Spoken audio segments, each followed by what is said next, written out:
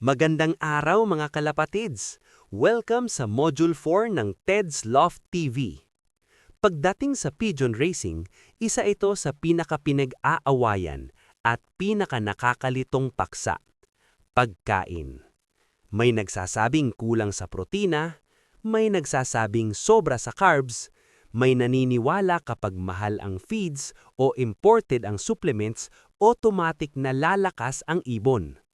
Pero sa totoo lang, mas maraming talo ang nagmumula sa maling feeding kaysa sa kakulangan ng feeds. Ngayong linggo, malinaw ang direksyon natin. Hindi tayo magfo-focus sa brand, hindi rin sa dami. Magfo-focus tayo sa prinsipyo. Dahil ang tanong ay hindi ano ang pinapakain mo. Ang mas mahalagang tanong ay kailan, bakit, at para saan mo ito pinapakain. Ang nutrisyon ng kalapati ay hindi lang pampabusog. Ito ay isang tool, kung tama ang gamit, panalo. Kung mali, tahimik pero siguradong talo. Ang tamang nutrisyon ay, una, pinanggagalingan ng tamang energy. Energy para lumipad, hindi para bumigat. Lakas na sapat hanggang uwian, hindi ubos sa unang oras. Pangalawa, pang-repair ng katawan, para sa muscle recovery, para sa immune system, para makabangon agad pagkatapos ng training o race. Pangatlo, pampalakas ng mental readiness.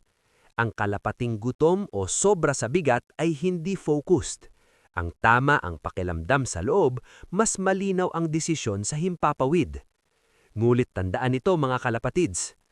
Kahit gaano kaganda ang feeds, kapag mali ang timing, mali ang resulta. Kapag maling oras ang pagpapakain, nagiging mabigat ang lipad.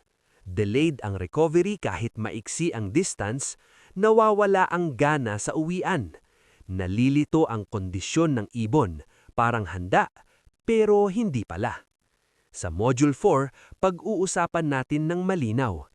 Kailan dapat magbigay ng energy, kailan dapat magpahinga ang sistema ng katawan, kailan dapat mag-build, at kailan dapat mag-hold back.